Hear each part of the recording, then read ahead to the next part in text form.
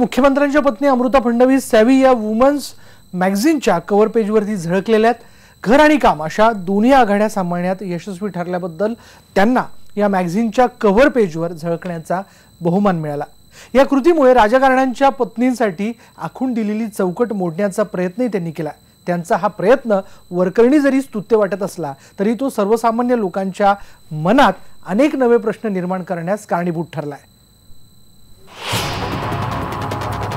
अमृता देवेंद्र फडणवीस या नावातलं देवेंद्र फडणवीस हे नाव महाराष्ट्राला नवी दिशा देण्यासाठी प्रयत्न करतंय आणि नवा इतिहास घडवतंय।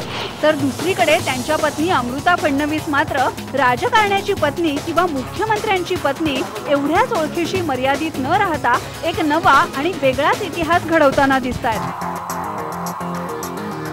महाराष्ट्राच्या मुख्यमंत्र्यांच्या पत्नीने कधी जे केलं नसेल तेच आपण करावं आणि हा साचा तोडावा असं बहुधा अमृता फडणवीस यांनी मनाशी पक्क केलं असावं। म्हणूनच तर एका ग्लॅमरस रूपामध्ये त्या हल्लीच रॅम्प वॉक करताना दिसल्या।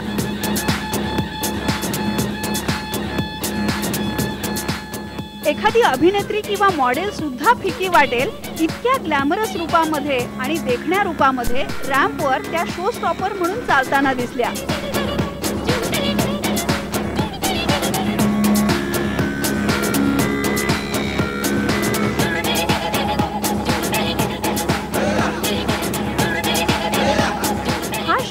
फॅशन इन्स्टिट्यूटचा आणि विषय होता ट्रायबल आर्टला एक नवी ओळख देण्याचा।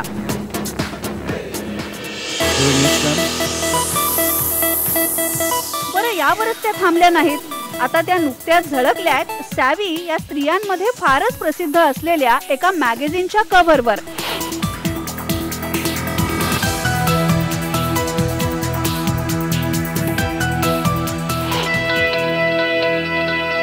सॅवीच्या संपादक अँड्रिया कोस्टाबीर म्हणतात, स्वतंत्र अतिशय हुशार अशा महाराष्ट्राच्या मुख्यमंत्र्यांची पत्नी अमृता फडणवीस यांचं व्यक्तिमत्व तर मला फारच प्रेरणा देणारं वाटलं। राजकारणातली त्यांची जबाबदारी, शिवाय काम करण्याची जिद्द, आई म्हणून त्यांचा घरात असलेला वावर हे सगळं त्यांच्या आयुष्यातलं वास्तव समोर आणतं। त्यातला खरेपणा मला भावला। असं म्हणत असताना या आधीच्या सॅवीवरच्या कव्हरवर झळकलेल्या स्त्रियांपेक्षा त्या किती वेगळ्या आहेत किंवा यंदा त्यांची निवड का हे मात्र कुठेही अँड्रिया उघडपणे सांगत नाहीत। दुसरीकडे या सगळ्यावर खुद्द मुख्यमंत्री देवेंद्रजी म्हणतात, अमृता 10 जबाबदाऱ्या एका वेळेला सहज निभावू शकते। मग ते बँकर म्हणून असो किंवा आई म्हणून, तिला तिचं काम फारच छान जमतं। तिनं आमच्या घराला, आमच्या कुटुंबाला खूप छान एकत्र बांधून ठेवलंय। मी त्यात 0% सहभागी असतो। हे श्रेय तिचंच आहे की मी घराबाहेर निर्धास्तपणे माझा वेळ समाजकार्याला अर्पण करू शकतो। फारच छान वर्णन केलं देवेंद्र फडणवीस यांनी, पण त्यांनी कुठेच अमृताची सॅवीवर का झळकल्या हे सांगितलं नाही। याचं उत्तर अमृता यांना तरी देता येतंय का ते बघूया। त्या म्हणतात, मी एक सॅवी वुमन आहे असा मला विश्वास आहे, कारण मी एक मुक्त व्यक्ती आहे। माझ्याकडची प्रतिभा आणि कौशल्य मी अगदी योग्य पद्धतीने वापरू शकते। ते केवळ माझ्यासाठी नव्हे तर इतरांच्या भल्यासाठी देखील।